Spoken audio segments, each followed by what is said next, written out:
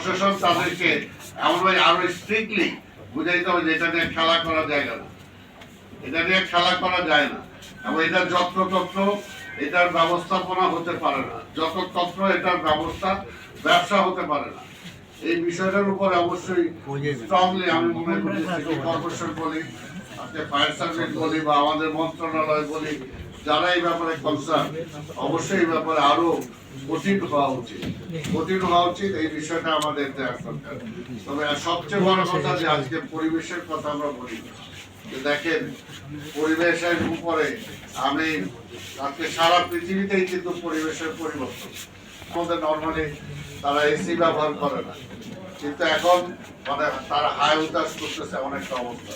অর্থাৎ আমরা চিন্তা করতেছি না সারা পৃথিবীতে আজকে বায়ুর যে মানে পরিবর্তন যেটা হচ্ছে, আজকে ঢাকা শহরে আমাদের এখনো গাড়ি লাগতেছে না, কয়েকদিন পর পর ভূমিকম্প নক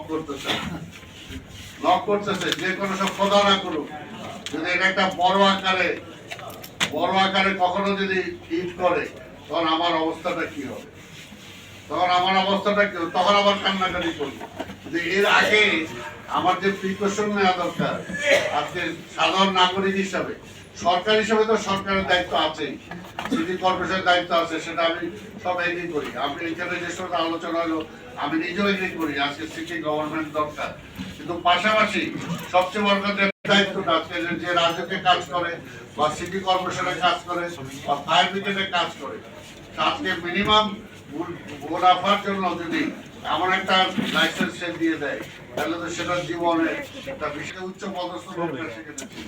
কিন্তু 18 মাসে বাংলাদেশের পরিবেশ উন্নয়নের জন্য ওরা কতটুকু কি করে গেছেন, অথচ সেই সময়টা কিন্তু ওনারা তো কোনো ওনাদের ভবিষ্যতে ক্ষমতায় যাওয়ার চিন্তা ছিল না। তারা তো আরো স্ট্রংলি অনেক কিছু করতে পারতেন, অনেক কিছু করা সম্ভব ছিল। আমি অনেক কিছু মনে করি না যে অর্থাৎ আমার দায়টা আমি আরেকজনের উপর চাপাতে চাচ্ছি না, কিন্তু বাস্তবতাটা হলো এই যে আমরা বলি সবাই, কিন্তু করার জন্য যে ইনিশিয়েটিভ নেওয়া দরকার সেটা আমরা করছি না।